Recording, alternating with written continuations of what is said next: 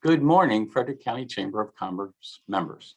Happy holidays, because we're days away from Christmas, and I know everybody out there, certainly our retailers, our hospitality and food service folks are super busy right now, and we're all thankful for that. I happened to visit Francis Scott Key Mall over the weekend and was just thrilled to see the crowds in all of the retail establishments down at the mall. I wish that was something we could expect to continue, but it's certainly a great sign for our recovering economy. Same thing with trying to get into a restaurant downtown on a Thursday, Friday, Saturday, or Sunday night. So all good signs. We're thrilled to have members of our delegation with us for our annual pre-session legislative review. This is an incredibly dynamic time in our municipalities, our county, our state, and our country. So I know our members always appreciate this opportunity to hear from members of our delegation, both about the very recent past, because we're going to talk about the just concluded special session, but more importantly, what the priorities our legislators see in the House and the Senate for the session that begins in early January 2022. So without further ado, I'm going to ask the members that have joined us, and I think other members will join us because several have asked for the Zoom link this morning. So I think we'll have other members of the delegation pop in as we go. But to begin, if you would, and I know it's a little bit repetitive, but I think it's important is to set the context.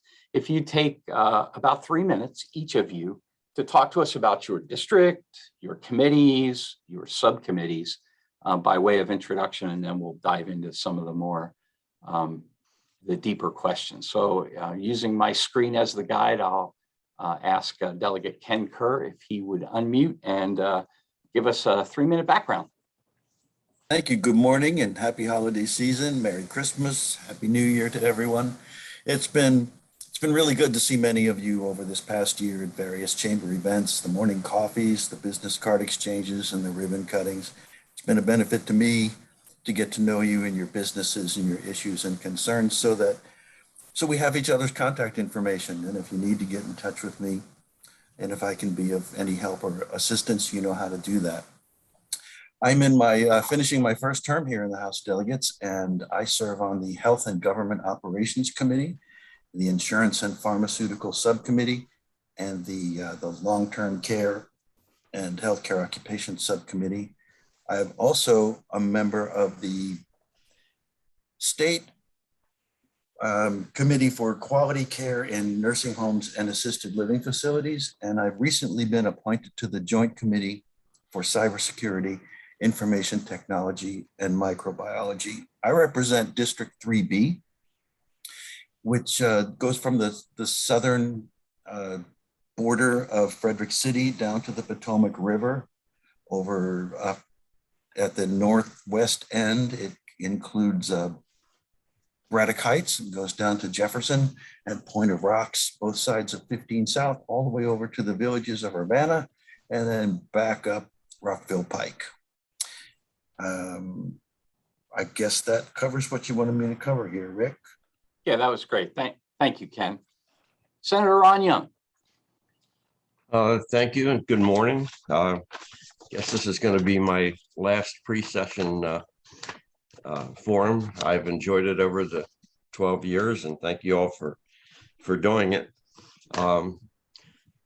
I've served on 3 committees in my going into my 12th year down there. I served 9 years on Education, Health, and Environmental Affairs, filled in for a year on Judicial, and spending my last 2 years on the Budget Committee. I'm going to open a lot of opportunities for other people because I'm on so many committees, it's almost gotten ridiculous. I am chairman of the Executive Nominations Committee, where the governor's appointments all come through our committee. That's been a great opportunity because chairing that, all the secretaries make it a point to come meet with me. So I do get to know all of them, which helps when I need or want something. I also am on the standing committee for reapportionment and redistricting. I serve on the Joint Legislative Policy Committee. I'm on the Joint Committee on Administrative, Executive, and Legislative Review. I also am Senate Chair of the Agriculture and Land Preservation Committee, and I serve on the Joint Committee on Federal Relations. And I'm sure I'm missing something because I'm on a lot of them, but it's given me a broad opportunity to see the whole spectrum of what we do, and it's given me great opportunity in a lot of areas to do things for our constituents and to bring money back to Frederick, which I love to do for all the things that and all the groups here that need funding. So they've kept me pretty busy, and I've enjoyed it, and I've particularly enjoyed and always have in all my positions the constituent work in terms of the people I get to know and how I and my staff can help individuals and businesses as problems pop up for them. That's great. Thank you very much. And yeah, it sounds like you're incredibly busy. I can't imagine what that schedule's like for 90 days. So thank you for your commitment. I'm going to ask you in a few minutes to kind of reflect back a little bit, that legacy question. I know that's in the back of your mind, but it is something important and something I want to dive into a little bit deeper in a few minutes. Delegate Jesse Pippy, tell us a little bit about what you've been doing. I know you've had some change over the course of your term as well in terms of the committee of jurisdiction and your influence. I do want you to know I watched and was very proud to watch a floor speech you made during the special session.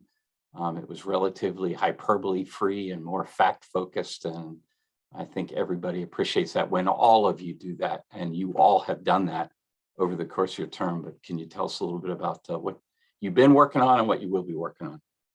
Sure. So good morning and happy pre-holidays for a lot of folks. My name is Delegate Jesse Pippy, and I represent District 4. For those of your members that are not intricately familiar with District 4, it's basically all of Frederick County minus the city of Frederick, and then a little southwest portion of Frederick, like the Ballinger Creek, Adamstown areas. The majority of the municipalities in Frederick are in District 4, basically all of them except the city of Frederick. So I was appointed to the House Economic Matters Committee, which is probably the most important committee to the Chamber of Commerce, because we deal with every conceivable business issue related to the state. I serve on the banking subcommittee, public utilities, and workers' compensation subcommittees as well. That's been a great experience because, especially during a pandemic where a lot of these issues are addressed, so I've been able to help out in that respect. As far as, we're talking about the floor speech, I think a lot of people would love to go to Annapolis and just say whatever the heck is on their mind on that floor. Get up on that floor and just start railing against everything. And it's a restraint not to do that because, you get frustrated. There's a lot of things to say. And I always do my best to kind of muzzle, what I really want to say versus what I think will be effective to help my constituents back home. And so I appreciate you recognizing that. Is that it for intros? Well, you got another minute if there's more you'd like to tell us. Sure. So, for the first 2 years, I served on the House Judiciary Committee, which is also an important committee. It deals with everything related to public safety and crime. And I felt that we were very effective working in that committee. Maryland, right now has a rising violent crime issue. And so, look, there's no shortage of issues across the board. And each committee in the House, there's only 6 of them. Each committee plays an important role in addressing those. And so I think kind of like what Senator Young said, it's great to be able to work on those issues for your constituents and to make a tangible difference in the community. So I've been honored to do that. That's great. Thank you very much, Jesse. Delegate Lewis Young. Thank you, Rick. As others have mentioned, it's really a pleasure to join you every year and update you all on what we're working on, and also to hear from you as well, to hear your concerns and your issues. So I hope we have an opportunity to do that too. I have been serving in the House of Delegates for 7 years now, going into my 8th. And I have been on the Health and Government Operations Committee the entire time. Learned so much about healthcare, particularly during a pandemic. You really have to put your knowledge into fast forward when you're faced with a health pandemic.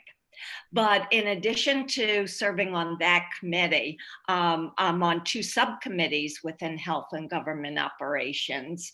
The Insurance Subcommittee, which is a complicated area of healthcare in its own right, but proud to say that the state of Maryland is making major inroads in making healthcare more affordable. In fact, we just had a presentation yesterday. In the individual market, costs have lowered 30% over the past 3 years. And 2 of our plans are the lowest cost in the country, and 1 is the 3rd lowest. Definitely a mission of HGO.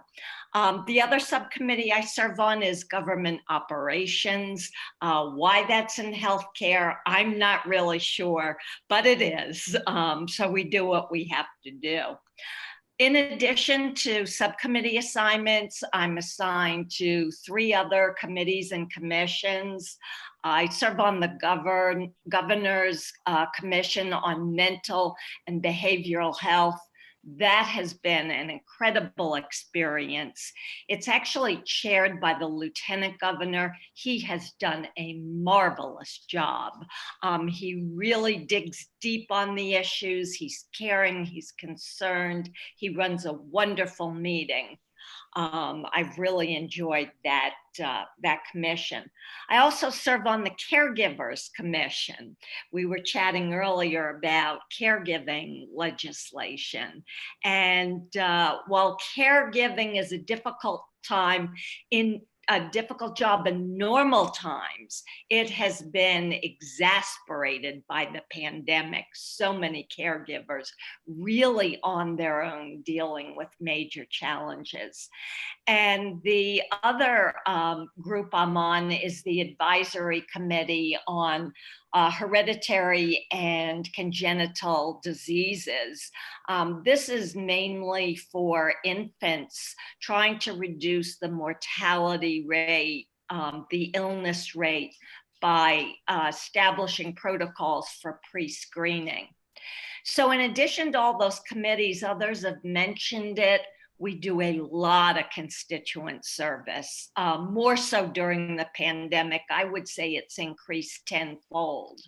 Lot of calls from personal constituents. Sorry about that. Somebody must be walking a dog in front of the house. I'm going to talk through it. But talk quickly though, because your time is almost up. Okay. A lot of businesses call too when they're stuck in bureaucratic red tape. They can't get their issue moving. No one's getting back to them. And it's really fulfilling to be able to help those people move ahead with their business plans.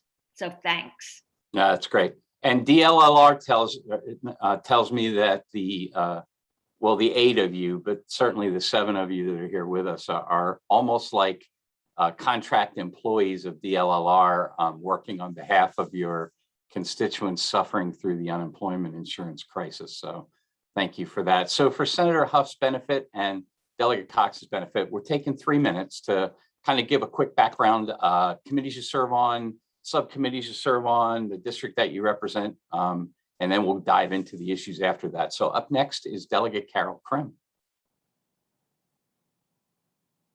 Good morning, Rick, and good morning, everybody. Good morning, colleagues. getting to the committees I serve on, of course, the most important one is the Appropriations Committee, and I've been there for 8 years. I serve on the leadership of that committee.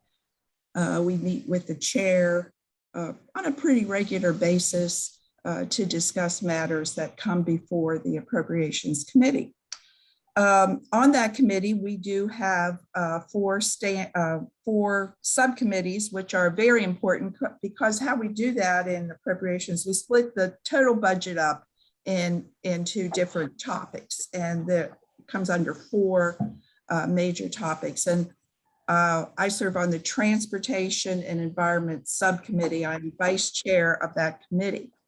And that is very important to Frederick County because that's transportation. So that's roads, that's mass transit, that's MARC train, and of course, environmental issues. I mean, we have climate change now, which I think will be an important issue in the General Assembly this year, but we're going to talk about that later. Also, I serve on several joint committees. I'm currently chair of the Audit Committee, the Audit and Evaluation Committee. That's turned out to be a big job. We do have audit hearings. There is an Office of Legislative Auditors who are fantastic and smart people. And they audit all the state agencies over several years. You don't get audited every year.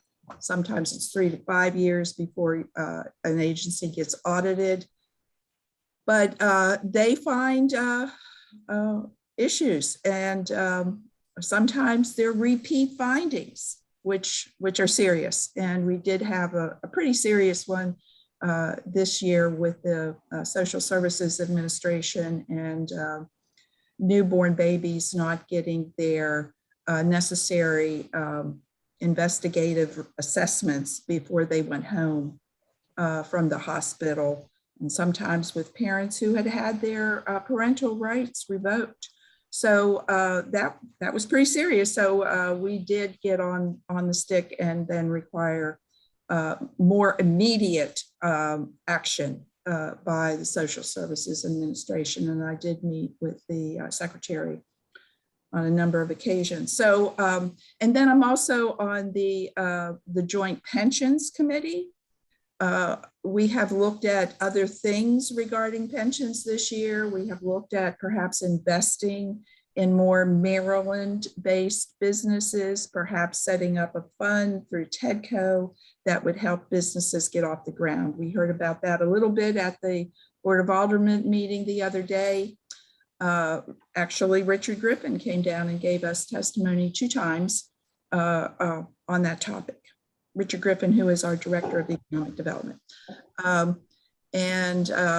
also on the Joint Committee to End Homelessness, which we all know is a problem in the state of Maryland, along with affordable housing. We do hear about affordable housing in that committee also.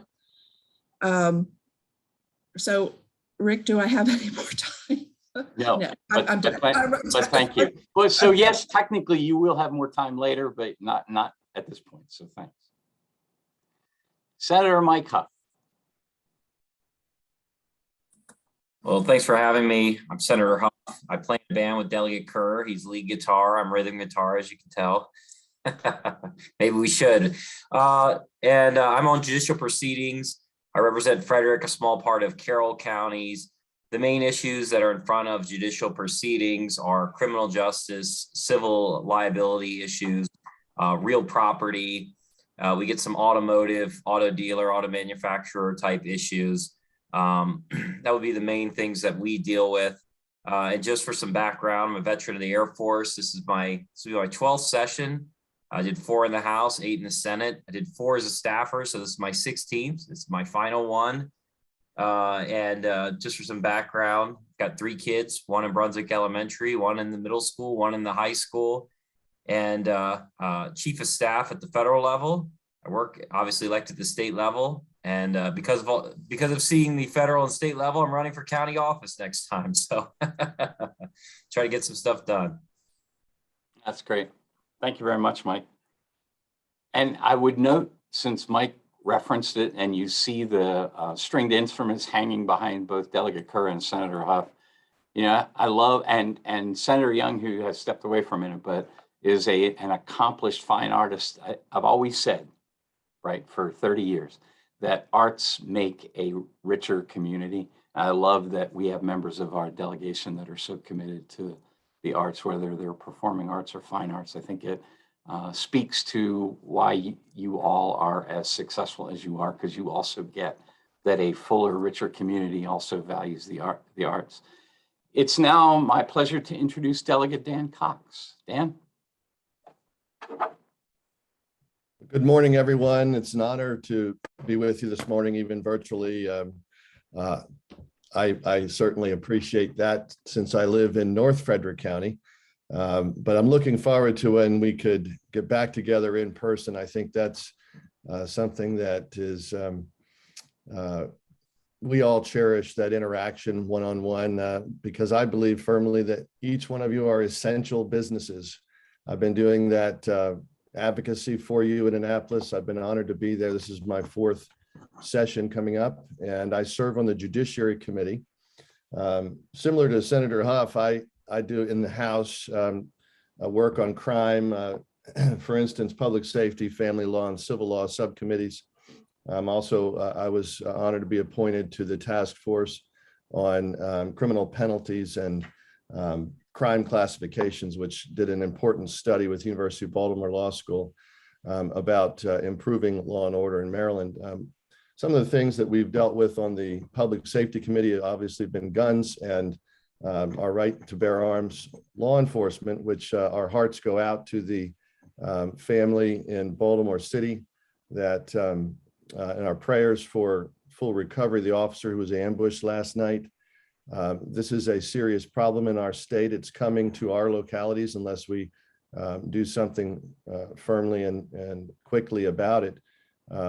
For example, we had a bill in my committee to try to end arrests for camping out in front of businesses. That I was proud to help defeat that. We also helped defeat the defund the police approach.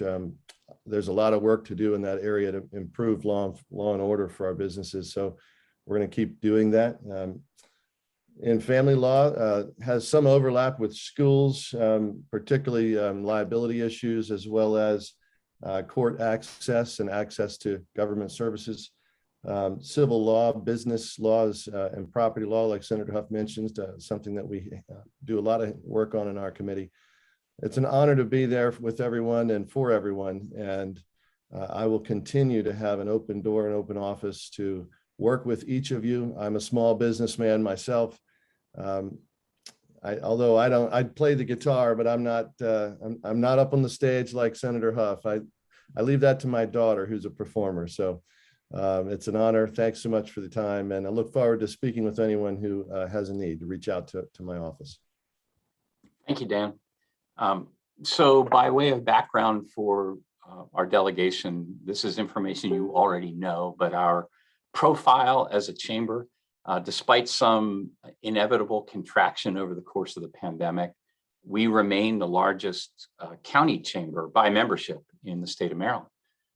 So we're still dealing with 90% of our just under 1,000 members employ 40 couple thousand full-time employees. I think that's a testament to the vibrancy of our local economy and the diversity of our local economy. We have those big companies in our membership: Leidos, Lonza, Thermo Fisher, AstraZeneca, Frederick Health, the regional healthcare system. So we do have those big members, but 90% of our members employ fewer than 50 people. So we're truly a small business chamber. We try to reflect that in our content. And I know I've told you that before, but I felt like for a context setting, it was worth having that dialogue. The bulk of our members are tradespeople and insurance agents and single shingle attorneys and accountants, retail operations, principally smaller retail operations, because the big boxes and the national chains don't really typically align with chambers of commerce at the local level. So that's kind of who we are. We have a 25-member board of directors that watch what you do on a regular basis and deeply appreciate your commitment to our community. And I do want to say at the outset how impressed I am that we have 7 of the 8 members of our delegation on this little Zoom call. There are very few county chambers that have these events that have the majority or almost all of the members of the delegation participating to talk to members about what it is you're doing. So I deeply appreciate that. So now let's transition into our questions. And for the audience's benefit, I did share the questions in advance with the delegation because I think it makes for a better conversation as opposed to the shock value asking people questions that they have to try to guess what your intent is. We try not to do that here. I'd like each of you to take maybe just a minute, 1 minute, to talk about the just concluded special session, because it's very obvious from watching you and reading your words in the local media that we have a pretty broad difference of opinion about the congressional redistricting plan, as well as the overrides of the vetoes of the governor. So I think, given the diversity of our delegation, I'd love to hear, but I think maybe a minute each is about right, because I think, again, these are things that we've read and heard, but this gives you a chance live talking to our members to share your observations on the just concluded special session. So I've selected an order. To be fair, we'll shift this around for each question, but I'd like to begin with Delegate Pippy. So if you're comfortable, if you take a shot at a 1 minute capsule of what just happened in Annapolis last week.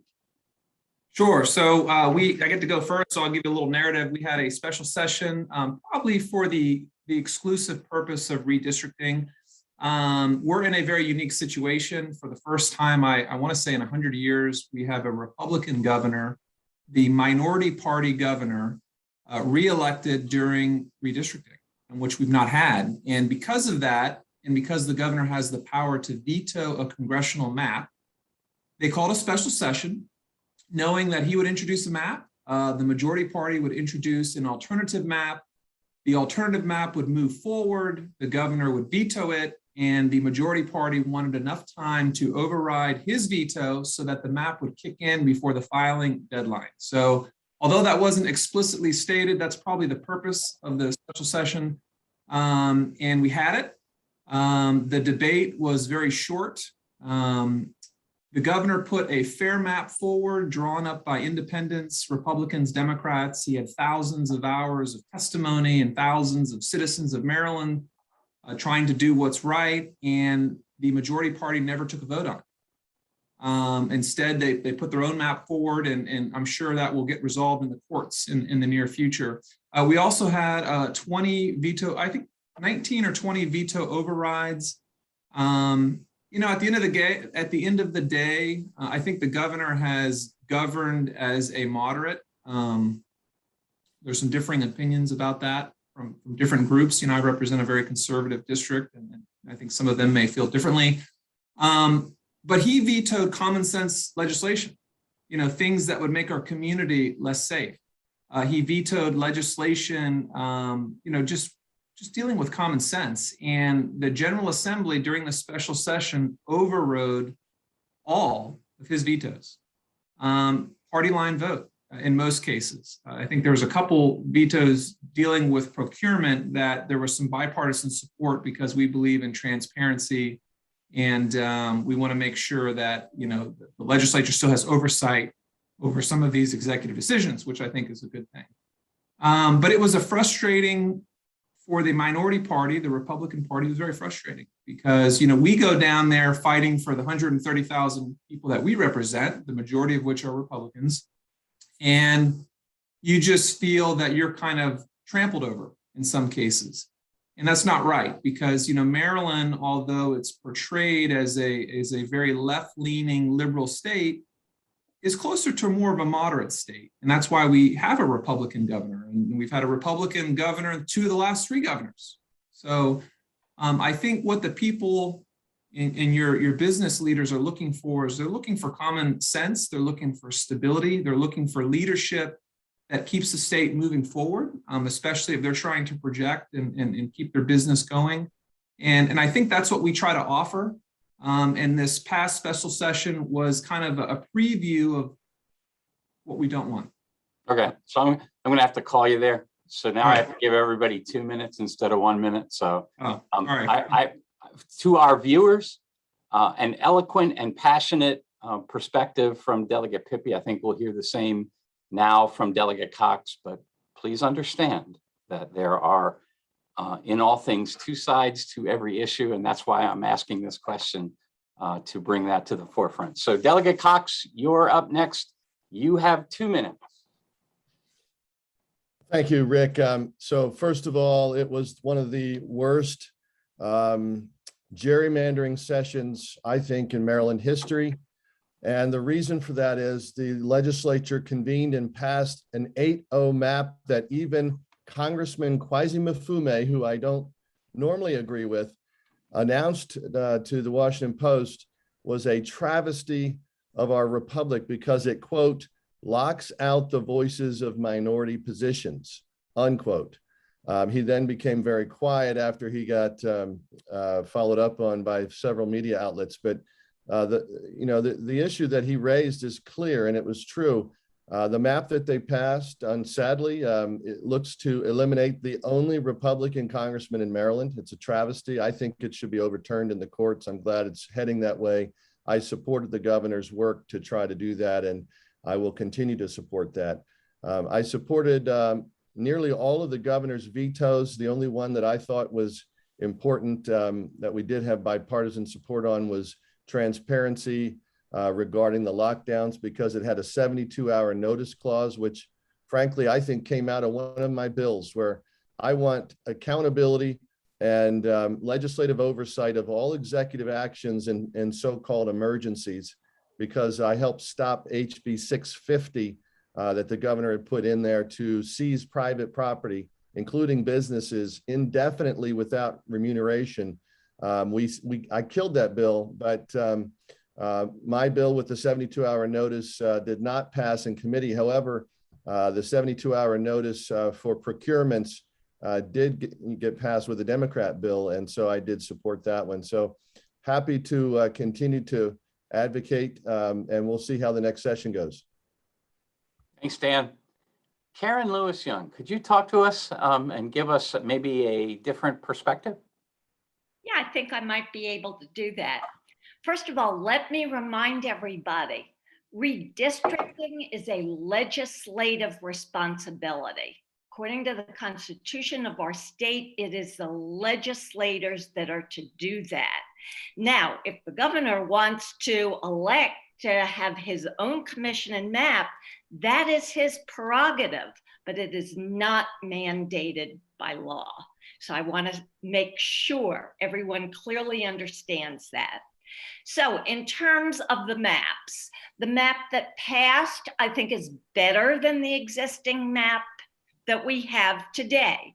It's more consolidated geographically, and I would differ with a comment that I just heard. I believe overall, maybe there's a county that's an exception, but overall, it gives minorities more of a voice. There were those of us that thought that the governor's map was gerrymandered. And I just think when you select the participants of a committee and then you give them very specific direction, that is not an objective approach. So much for redistricting. In terms of the overrides, I voted for all of them. Not enough time to get into the specifics, but overall I voted for them because they created greater equity, transparency, supported working families, and protected our civil liberties. And that's why I supported all of the overrides. Thank you. That's great. Delegate Krimm. Delegate Krimm. Okay, so yes, last week we were in Annapolis. It was very busy at times, and like a lot of lull at times. But because we had two chambers that needed to do relatively the same thing, we were passing the redistricting map and we were overriding vetoes, and we were doing the same thing at the same time. So we sort of had to wait for one chamber to do what they needed to do before we could act. So let me talk about the map. I do agree with Delegate Lewis Young. This is a legislative responsibility. It's in the Constitution. It's easy to find. If the governor wanted to put together a commission and do a map, that of course was his right to do that. And that was considered by the committee. There was a committee, just like every bill in the chamber, once a bill is introduced, it's referred to a committee, and it was referred to a committee, and they investigated, and then they reported out. And what they reported out was the map that the leadership in the House and Senate, actually there were 4 maps that were produced by the Legislative Redistricting Committee that was set up by the Speaker of the House and the President of the Senate. And there was public comment taken. So, my 3 objectives and what I was voting for was consistency, compactness, and competitiveness. And if you look at this map, I believe that these districts are more competitive. Maybe not all of them, but there are more competitive districts this time around than there were last time. And here's a couple. Do I still have time? I don't. You're right at the stop. So finish your sentence, please. Okay. You have to, in redistricting, you must accommodate for population growth and population decreasing. That's what happened in the western part of the state. Population decreased. That has to be accommodated for. Also, let's not forget, we have the Chesapeake Bay that goes right up the middle of the state. So how can you have to account for that also. So I'm just going to stop there. Okay, thank you. Delegate Kerr. Yeah, let me just reinforce the point that Delegate Krimm and Delegate Lewis Young made, that the governor's map was the alternative map. The map that was constitutionally produced was produced by the legislature. The governor has no official role in the creation of a map. And his ability to introduce a map has no more power or influence than any citizen who would choose to submit a map. My thoughts on gerrymandering in general are that this is like immigration. It's a problem that needs to be solved at the national level. We can put Band-Aids on it at the state level, but until we have a level playing field across all 50 states, this is going to continue. As far as the overrides were concerned, there were no surprises. Everyone just voted the same way on the overrides that they voted on the original bills. A couple that I thought were surprising that they got overridden was the collective bargaining rights for community colleges and the transportation study that's so important to us here in Central and Western Maryland. That as has been said, that these were common sense vetoes. I think that those 2 bills made no sense to me. So That's great. I guess that's it. Well, you got a little more time if there's something else you wanted to. I didn't want to cut you off because you got more time. I think that covered it. Everyone else has already brought up the other points. So let's switch back to a different perspective and invite Senator Hough to share his observations. And if you can fit it in your 2 minutes, and I'll even give you a couple seconds, talk about at least one of the overrides that you stood on the floor of the Senate and spoke at some length about. Please. Yeah, actually, there is some agreement. I do agree with Delegate Kerr that we need to go to nonpartisan redistricting. I've given up hope that the General Assembly is going to do the right thing, that it's just inherently, it doesn't work to have politicians drawing these maps. Maryland, we are in a race, an arms race, but it's really a race to the bottom with against states like North Carolina, Florida, or Texas Republicans who are gerrymandering. Ours is a terrible hyper partisan gerrymander. You're going to end up probably not this cycle but next cycle or the following one with 0 Republicans from Maryland and 8 Democrats drawn by doing these crazy contorted districts that carve up Western Maryland. You've got Tyrannosaurus Rex looking things out there. And so the real answer is to go to nonpartisan redistricting. I'd love to see that happen at a federal bill. HR 1, which is put in, people talk about that, will never pass. It's full of poison pills and things that even Joe Manchin and moderate Democrats won't support. So that, or maybe we do compact legislation. I've had talks with other state legislators that maybe we do a national compact, but there's got to be a way that Maryland needs to go to nonpartisan redistricting because the real victims are the residents of the state. Lastly, we passed legislation which we overrode the governor's veto, which removes the governor from the parole process. I'm going to try to do this in a minute. I actually think the governor shouldn't be in the parole process, but the problem is Maryland's law is built around the governor being there.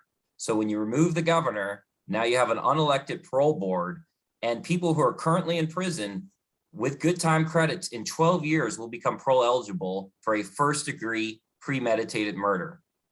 49 other states have a law that will be now, or sorry, 48 other states will have a law that is better than Maryland. Maryland will have the most liberal law in the whole United States as far as parole eligibility for people that commit the most heinous crime in our law book, premeditated first-degree murder. It is insane that we said that, and for people going forward, they 20 years with good time credit, so 17 years, they become parole eligible when you commit a premeditated murder. That is just simply outrageous. In most states across the country, there is no parole. There's death penalty or life without parole. Maryland has now, I think, a standard that is, I just think it's ridiculous. And I don't think that people are fully aware of that. They just see removing the governor. They don't understand the time served that now people become eligible in Maryland. Almost no other state in the country has a standard that liberal that you can premeditate and murder someone and become parole eligible in 12 years. Completely outrageous. Thanks, Mike. Senator Young, I know you've had a hand in past cartography when you were Secretary of Planning and Special Secretary of Smart Growth. Could you give us your perspective on what happened with that and anything else, please? Yeah, thank you. Actually, to say this is the worst map ever is a little ridiculous. I've been involved in the last 3. This map is much better than the previous 2. It's not the worst map ever by any means. And if you look at it, it's relatively compact. There are a couple districts in order to pick up minorities and whatever are twisted a little. The governor chose to put his own committee together. As has been said, it's a legislative process constitutionally.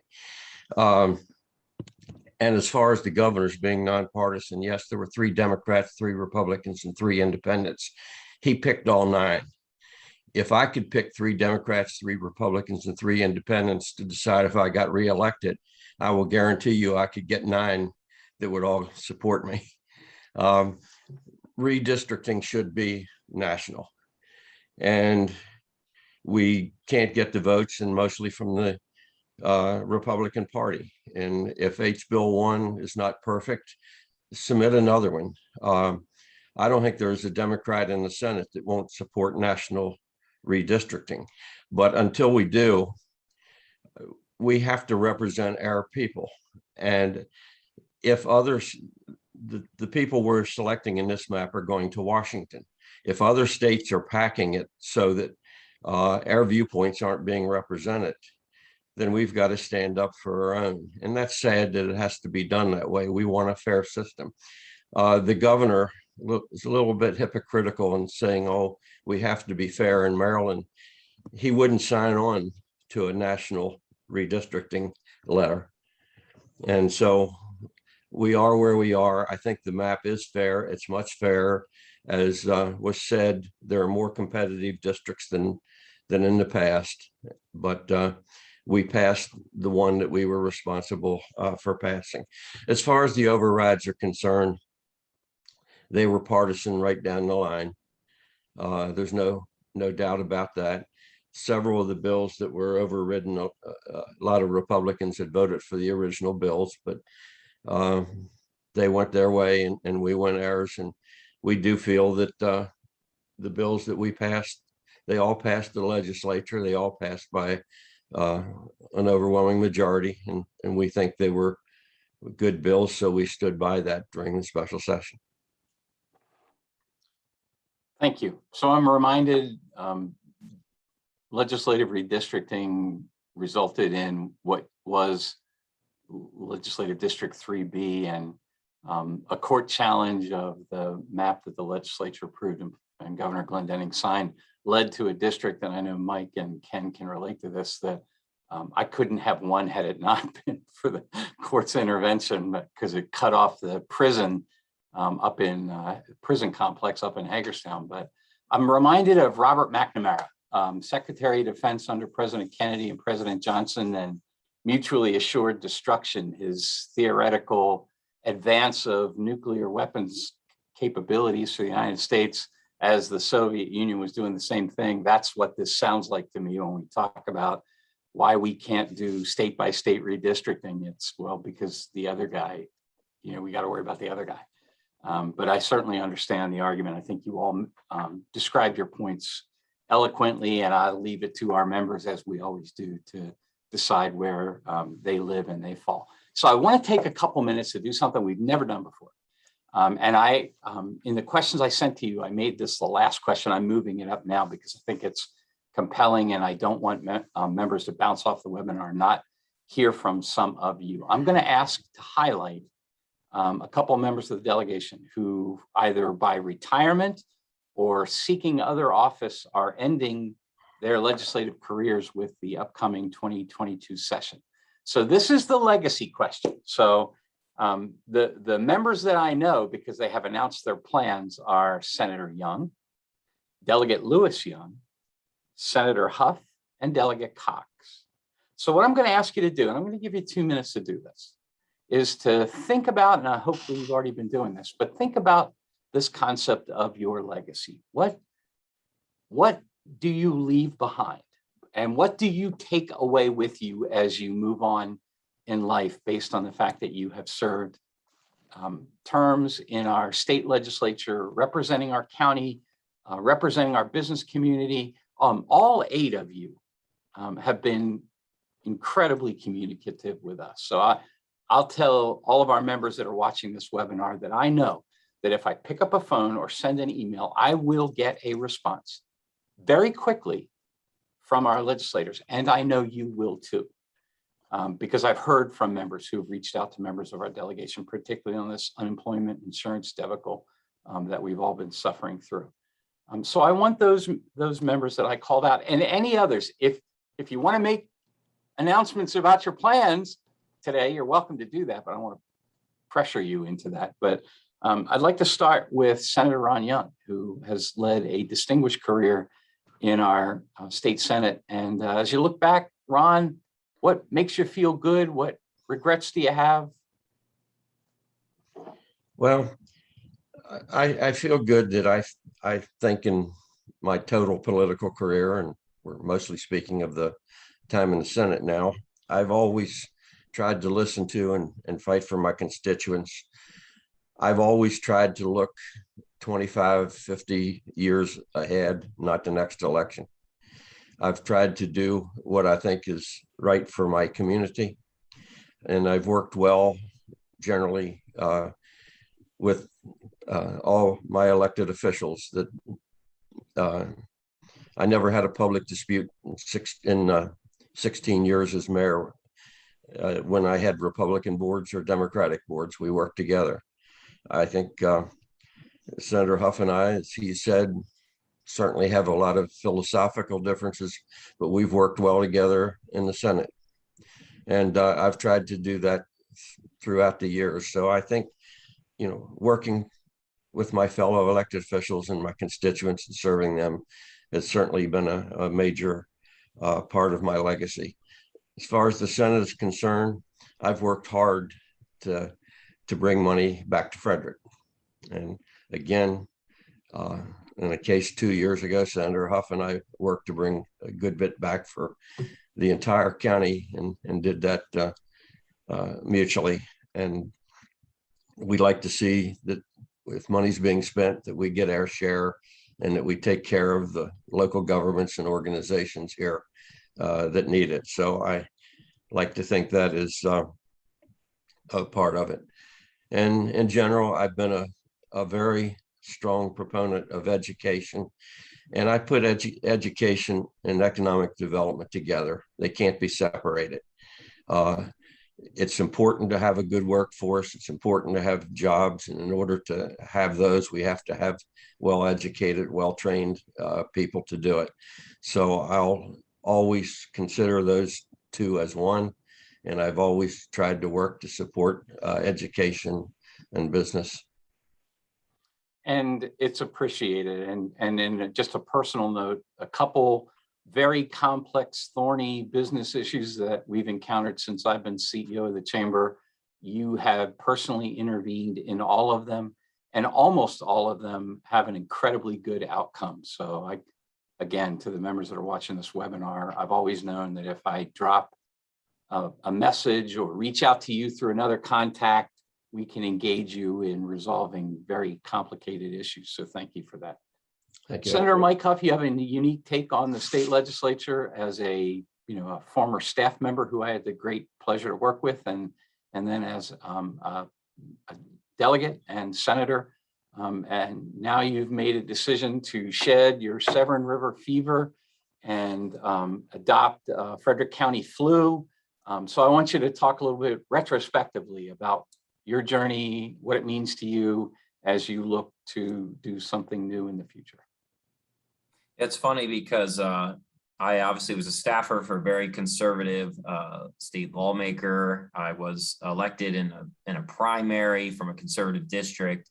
And I think my legacy, though, the thing I'm most proud of is that I was the co-author of the Justice Reinvestment Act. I wrote probably a third of that. For those that don't know, that was probably the largest, most historic rewrite of Maryland's criminal laws from top to bottom, with the goal of reducing incarceration, of giving second chances to nonviolent offenders, completely redoing our parole and probation programs to reform them. And it's probably not something that you would think a conservative white Republican from Frederick County that would be working on something that reduces incarceration primarily for African-American men. But it's something I felt very passionate about. And when the legislation came to the Senate, in fact, I remember distinctly, because I knew so much about the bill and had helped co-write it, they actually moved me, and I sat where the vice chair of the committee sits, and I sat with the chairman on the floor of the Senate.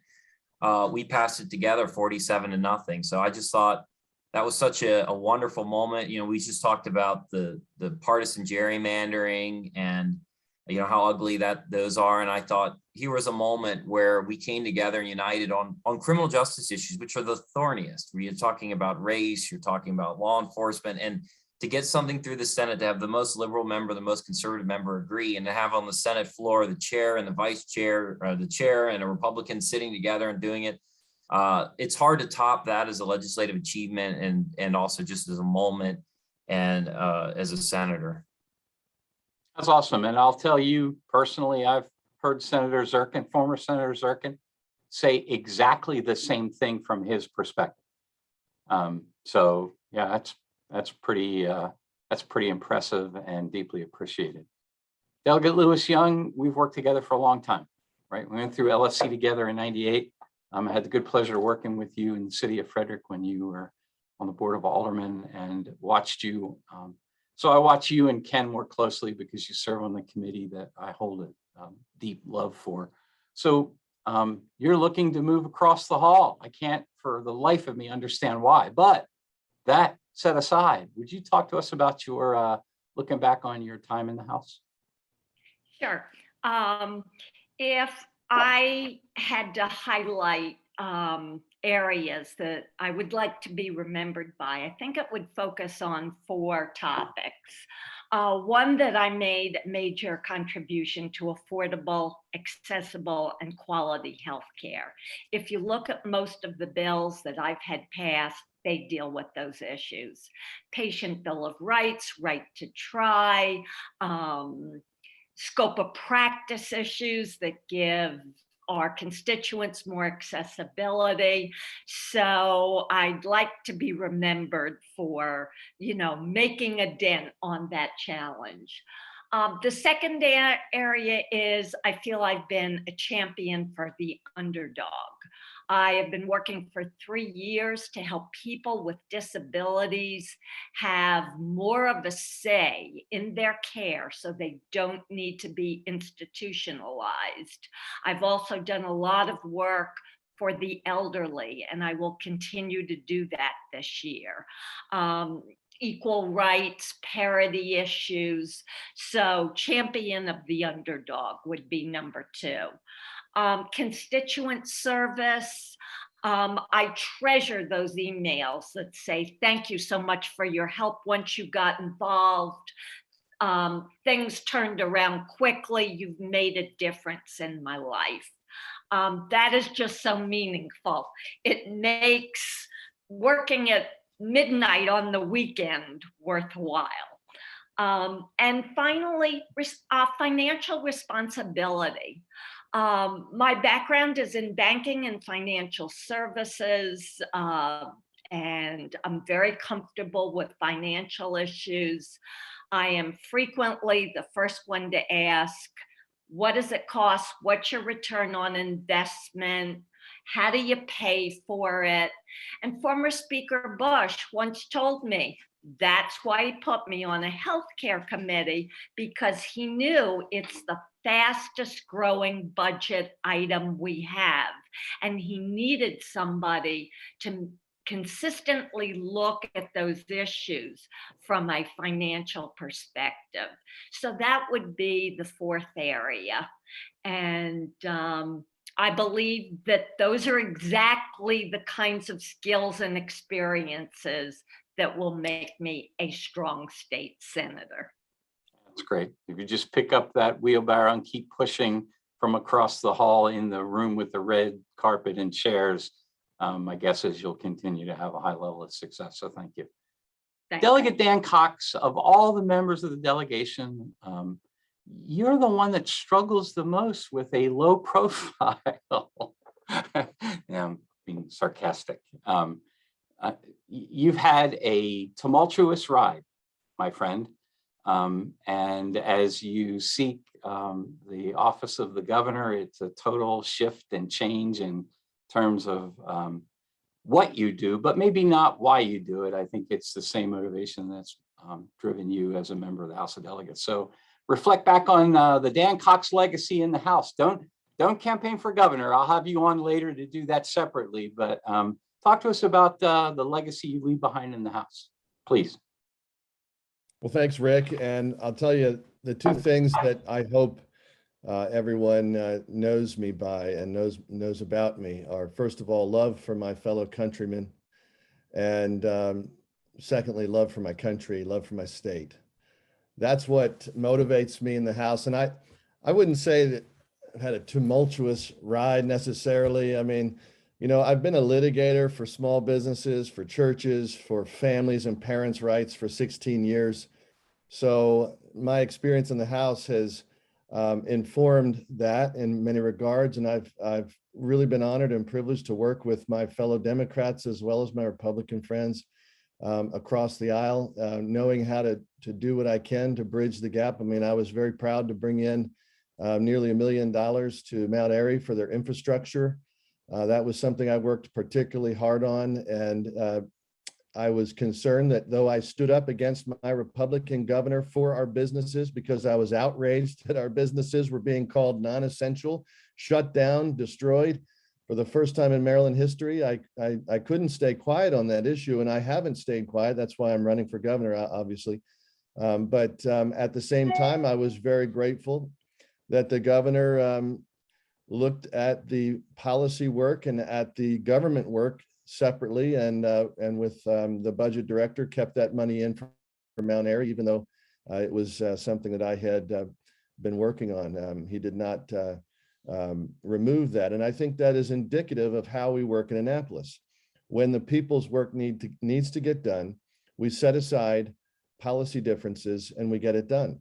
And that's my joy to be, in the House. I tell you, one of the greatest honors has been being elected overwhelmingly to the seat that was once held by the father of Francis Scott Key. John Ross Key was one of our first delegates from the North Frederick County, where I actually sit as well. So what an honor it has been, and I will continue. I don't intend to go away. I hope to move to the second floor, and we'll keep working on that. But I think the issues are what matter. The issues that I have worked hard on have been parental rights issues, have been making sure that our voices for small businesses are heard, and that, when you look at some of the legislation that I was able to get done, even though I am a more conservative representative, I tell you, I was blessed to have the only property tax relief that passed with a bipartisan bill last year with one of my Black Democrat friends. We worked hard to make sure that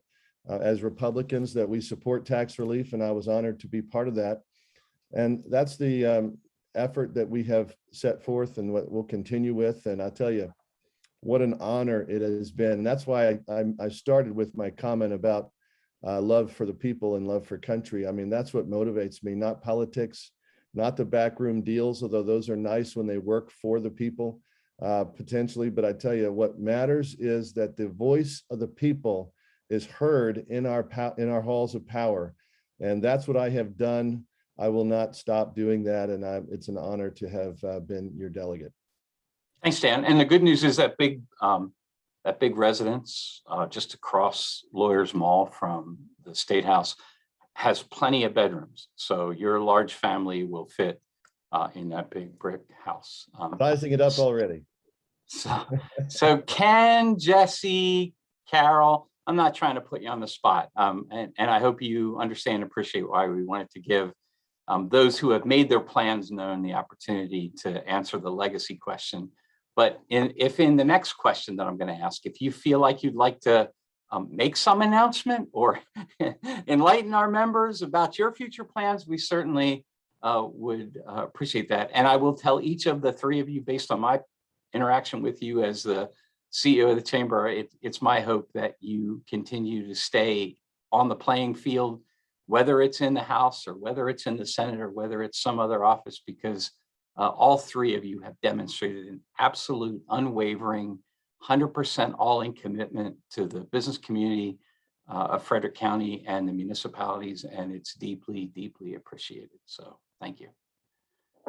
So now let me hit you with what it will end up having to be our lightning round question. I'm going to give you each 2 minutes, and then we're going to run out of time. We're probably going to run out of time anyway, but I'm going to try and contain it as best we can. So I'll give you some signals. When you're a minute away, I'm going to hold up one. I'll make sure I hold up the right finger. But the question is twofold. What are the top issues you see on the horizon for your work that begins second Wednesday in January at noon? And then what are your personal priorities? What is it you really want to press? And because this is only a 2-minute answer, I'm going to strongly encourage each of you to provide me, if you have a document that outlines what it is you plan to be working on for 2022 session. We'll share all of that with our members in a separate poster and a newsletter. So, if you're good with this, we're starting with Delegate Lewis Young. Top issues for 2022, top issues for you for 2022, 2 minutes. Okay. I think three of the biggest issues in the General Assembly this year will be mental health, dealing with climate change. We had a really good bill, but the House and the Senate couldn't get together. And I think it is a must that we deal with that. I mean, just look at what's going on. We're late to the game. And financial security. We have a disappearing middle class, and that hurts the overall economy.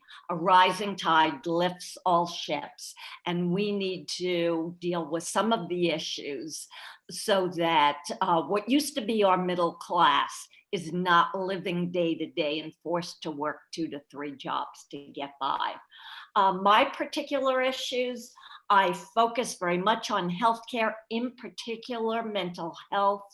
I believe we have a mental health pandemic that is as big, if not greater, than our physical health pandemic. So I will be looking to fund a 988 suicide hotline. That is one of my highest priorities. I have legislation in, I mentioned it before, to help individuals with disabilities, legislation to help caregivers who are providing Alzheimer's support. And also the final bill I want to talk about is bringing an outpatient civil commitment program to Frederick. When people have mental health challenges, many people, it's either the hospital or prison. There's not a lot in between, and we need programs that give people other alternatives. Thank you. That's great. Going to be following that with a lot of interest. That's a great agenda. Senator Hough, big issues you see coming and issues you're going to be working yourself. Yeah, I apologize. I need to take off after this. I had an event set up in Frederick. I think the main things that I'm going to be working on is I've partnered with Governor Hogan the last couple of years on the crime bill. If you've seen, he's put in legislation to deal with crime. A lot of times we talk about Baltimore City with crime, and the bill is specifically and narrowly targeted. We've passed it out of the Senate 3 times now to deal with people who are repeat offenders with firearms. They buy the firearms illegally. They're repeatedly committing crimes. It's real common sense stuff that everyone should agree with. Not everyone. I'm not naive enough to think that, but the majority certainly. One example would be that if you have a handgun and you sell it to someone and you have actual knowledge that the person is going to use it in a crime, they're going to go to a liquor store and hold it at the liquor store, you should be charged that you handed that gun off to that person knowing they were going to commit a crime. So it's things like that, and people who have been in the system who have, for the 2nd or 3rd time, held a gun up on somebody and mugged them on the street. Those are the things that we need to deal with. There's a very small percentage of very violent offenders who are using guns, buying guns illegally. We really need to target those because across the state, we're seeing a return back to almost 1990s levels of crime that we need to deal with. And then lastly, a big focus of my agenda really for years has been keeping children safe. And so I'm going to have legislation, and again, it's passed the Senate the last couple of years, dealing with when you have mandatory reporters, that's people that work with children. And if there is an effort to stop the reporting of abuse, that's already a crime in Maryland. My bill just simply says, let's get rid of the statute of limitations on that. So that if any organization, a church, school, whatever it be, that if they prevent the reporting of abuse, that they do an active cover-up, those individuals that covered up should be criminally liable. That's great. Thank you very much. Delegate Cox. Well, I think that medical freedom and bodily autonomy is my #1 focus this session, as it has been the last 20 months. We have a heavy-handed, oppressive approach to forcing businesses to try to monitor people's personal health care choices. I think we need to get back to recognizing the constitutional principles that we all swore an oath to protect our private lives, to make sure that our choices remain our own private, our medical privacy remains our own choice to whether or not to release information about vaccines or any other medical decision, whether it's personal or QR code. I'm absolutely against a vaccine passport. That is something that is going to be debated. I know that the Vaccine Oversight Committee has discussed this. They'd like to do this. They'd like to force it on every child. I will fight tooth and nail to prevent that. And I will also corral my fellow Republicans to continue that effort as we have stood against that kind of overreach. I think that making sure that our small businesses are, able to just be small business to make the money that they need. I've been a small businessman for 16 years. I can tell you that's probably one of my top issues, because when you see our state slipping into a sanctuary status and you see people being flown in from the border right now and released without any tracking or understanding of whether they've been vetted, particularly with some of the COVID issues that are on the rise with no testing, no assurance of safety for our businesses. That's a big concern. So I'm going to focus on that, make sure that we also protect citizen voting. Because if we don't have election integrity, if we don't have citizen voting, we don't have a republic, and we don't have small businesses that have any rights. We don't have individuals and owners that have any rights. And so those are my top priorities, and obviously making sure that the general work of the Assembly in a bipartisan fashion, when it supports our businesses, our tax relief, our lowering of regulations, those are issues that I think we can try to bridge the gap on, and we're going to push for that very strongly. And I think in my committee, to answer that other part of the question, I think we're going to see marijuana legislation. So I'd like to hear back from the businesses. This is something I'm studying very carefully, and I'd like to know exactly the position of Frederick on those votes that are going to be coming. Thank you. Senator Young? Yes, thank you. Well, obviously redistricting for the legislative districts is going to be probably the main thing we do for the first couple of weeks. That's going to be the main item. Secondly, I'd linked education and economic development, and I still do. And we have got to get our kids back to school safely. We've got to get the learning experiences back. We have to see that we don't shut down businesses again. And we have to deal with the mental health issues that have been come from this pandemic. And speaking of the pandemic, and it's a committee I missed, I am also serving on the COVID committee, and I couldn't disagree with Delegate Cox more. We've lost 800,000 citizens because we haven't conquered this. We're going back into another cycle, and I think this is going to keep continuing until people take responsibility and protect themselves and protect others. Now, I don't support saying you must get a shot. I do support saying you shouldn't be in certain places if you don't. And we can do that. This is going to continue forever, and we're going to lose hundreds of thousands of more people if we don't stop it. I also wish that Delegate Cox and others would apply his constitutional issue to other things like women's rights, but they seem to not feel they matter there. I have a number of things coming up again. Homeless veterans, I've had a bill in which I hope to get through this year to help homeless veterans. I think we have to protect our health officials from threats they're receiving for doing their job and practicing science, and that's moved over to election officials too. We have got to get back to sanity and democracy, and we shouldn't be threatening people that are out there doing their jobs, trying to help and protect us and see that we have a free democracy. Thank you. Rick, if I may have just 30 seconds to respond. I never called out anybody, but Senator Young called me out specifically. I'd like to respond. So yeah, I'll give you a 30. Go ahead. Thank you, Rick.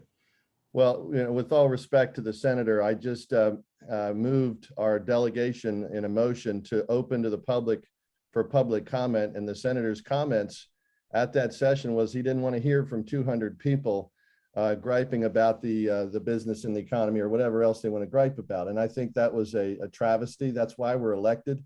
That's what I'm here to do. I'm here to listen to the people. And the people say, as the senator just said, the people say that they do not want another lockdown. I agree with the senator on that. But as to It's 30, Dan. Could I have 15 seconds to respond to that? Hold on. But as to No, so both of you, thank you. I think we all understand that there are strong differences of opinion. No, Whether those relate to the question of abortion or constitutional rights and privileges, the sanctity of an individual in their decision making. And I think you guys could have a really interesting debate, and I'd be thrilled to moderate that debate to make sure that you each have equal time to express yourselves. But right now, we're desperate to hear from Delegate Lewis Young. So please, I'd ask your forbearance so that we can get through we still have Delegate Pippy and Delegate Kerr to go. So Delegate Lewis Young. Or did I already? I thought I spoke You already. did. I'm sorry. So it's now Delegate, I should have said Delegate Krimm. Delegate Krimm, it's your turn. Okay, thank you, Mr. Chairman. So obviously being on the Appropriations Committee, the budget is our focus. Matters that I've heard talked about, mental health in schools, getting our kids back in school. We will have money flowing through the budget back to our local communities to achieve those goals. We're processing budget amendments on the federal money, the ARPA money, and our chair, Maggie McIntosh, is very focused on education and making sure the blueprint that we call the Kerwin Commission, the blueprint for Maryland's future, is fully funded, and it is fully funded over the next several years. One other thing, Rick, I'm going to provide to you that you can provide in your newsletter is the spending affordability guidelines that were passed yesterday. It's longer than it usually is. It's about 9 pages, so I haven't gotten through all of it, but I have 1 minute left. So that I will send that to you. So 2 things that I want to talk about is climate change with Delegate Lewis Young addressed. I think that's going to be a big topic. Another one is cybersecurity. Cybersecurity, as we are seeing now, the Department of Health is in the middle of a cyber attack, or whatever it is. Their technology has eluded them. They're not able to provide us with important information that we need during this pandemic. So we need to address that. I have a bill on that, a bill that will have training for anyone who accesses the state computer system. So if you're a contractor and you bid on a contract through the state procurement system, then you need training and you need to certify that you can recognize ransomware, cyber attacks, etc. And I've been working with our information technology department on that. They have certified training methods. So I hope to get that passed. I have other bills, but I'm pretty sure I'm out of time. So Department of Legislative Audits did an audit of DHMH prior to the Hogan administration coming into office. One of the findings of the DLA audit of DHMH was that their systems, computer systems, forward-facing, customer-facing, were highly vulnerable to attack. And look where we are today in 2021. Well, I can tell you that that's usually part of all of our audits now, because all the auditors are looking at that. And being the comptroller's office was one of them that was said that they were vulnerable. So that's not an unusual thing in state government, and we need to address that. Agreed. Delegate Pippy, what's 2022 session look like for you? Well, one thing that was not mentioned that I think will be a priority of at least the majority party is juvenile justice reform. I actually served on the Juvenile Justice Council, was appointed by the Speaker. And I think one thing that we should look at when this legislation comes forward is the rising violent crime. And what do we do if a juvenile has committed that violent crime, as the case in some of our larger municipalities? That's an important issue as we kind of balance what some may call social justice versus public safety. I've always leaned on public safety. Like many of you, I have kids and I have a stake in the community, and I want to make sure that everyone's families have a safe place. Well, everyone's family has a safe place to raise their kids in Maryland, across the state. Some priorities that I'm working on is I've pre-filed 3 bills, one dealing with veterans of the Afghanistan and Iraq wars, What this bill would do is there's actually a scholarship program for next of kin. This would adjust the language to give someone who, let's say, is raising a stepchild, they're head of the household, providing for this child, but for whatever reason, they didn't formally adopt them. It would give them an opportunity to provide that scholarship for them. Another deals with stalking. So currently in Maryland, if you are convicted of stalking, it's the same penalty as if you were convicted of stalking twice. And then another bill and so this would adjust that, particularly if you had a protective order against you, again, in line with protecting those most vulnerable in our community. And then the other one deals with visual surveillance. So I was instrumental in passing a child pornography law in Maryland 2 years ago that addresses people that participate in the creation of child pornography, but there's a loophole, and that deals with visual surveillance. So for example, if you put a camera in a dressing room and that camera put eyes on either a child or an adult, the penalty is the same. And it should be more in line with child pornography. And so this is going to close that loophole again to protect those most vulnerable in our community. And this is in line with what I've done over the past 3 years, which is putting in significant legislation dealing with human trafficking, domestic violence, protecting children, ethics. I'd like to leave Annapolis in a better place than I found it. And so that's what we've been working on. I think there's no higher calling. So congratulations on having that be a consistent ethos of yours in the past and for the session coming up. Thanks. Before I introduce our final presenter, I do want to share a Frederick Chamber logo pin of being awarded to Delegate Ken Kerr for having the best attendance at Chamber grand opening and ribbon cutting events over the course of the last 4 years, even when they're not in his district. And that's happened once or twice. But Ken, our members can't express enough their appreciation that you take time. I remember a cold Saturday morning at a sports field in the Ballinger area when you showed up for I-9 Sports grand opening ribbon cutting. Every one of them, from SL Studios to every grand opening event we've had, you've been there, and it is incredibly meaningful. And if you can find space with your 3B pin and the other awards recognitions you wear, I will get this to you soon, and please wear it with pride. And if you give us your 2 minutes, I'd appreciate it. Thank you. I appreciate the award, and I will wear it with pride. 3 things that I think are going to be important this session are employment. Right now, we have more jobs than we have people who are interested or able to take them. Some of the factors that go into that are qualifications and training. We need to find a way to get people to qualified and get the training to them in a way that is no cost to them or low cost to them. Childcare is another obstacle to employment, as well as transportation and affordable housing. If you can't afford to live near your job, then you have to get there. If you can't afford transportation, then you can't take the job. So all those are factors we have to consider. Adult use recreational cannabis will be a big issue this session. And I agree with Senator Young that redistricting is going to take up a significant portion of the beginning of this term of this session.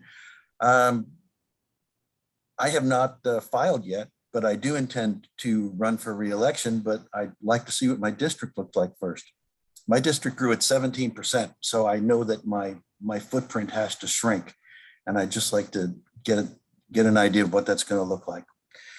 My priorities, I'm proud to be cross-filing Senator Kagan's statewide 311 bill that will provide a one-stop shop for all state services. There are 3 bills I've been working on for a few years now that are all good bills. One I'm cross-filing with Senator Young that has to do with kids having seizures in schools. Another one has to do with the financial institution's responsibility to notify someone about accounts that have lapsed.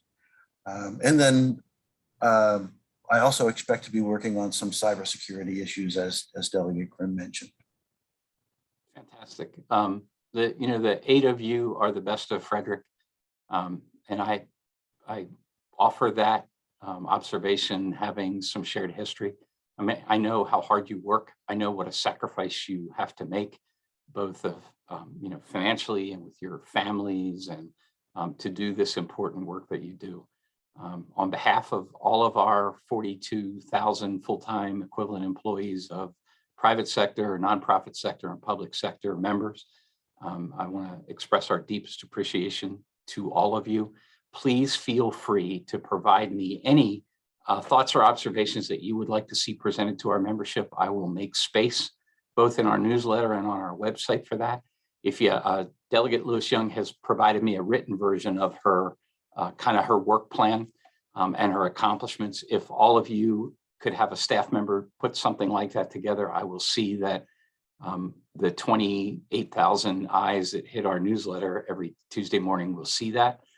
Any thoughts or observations that pop up during the course of the session, I'm happy to share those as well. And many of you will be invited back in a different set of formats. Delegate Cox, yours will be pretty small and highly intense. But as you either seek re-election or seek other office, we'll be sure to have candidate forums and opportunities for you to interact with our membership. So from the bottom of my heart, thank you for everything you do. I hope you all have a joyous and peaceful holiday as you gear up and bulk up on your protein bars for January, I think it's 13th. We'll be thinking about you. We appreciate the time that you've taken today and all of the great work that you have done for this county and the legacies that each of you leave for your past service that have made our county a better, a more successful, a more vibrant, a more enriched community. So thank you all very much, and thanks for your time today.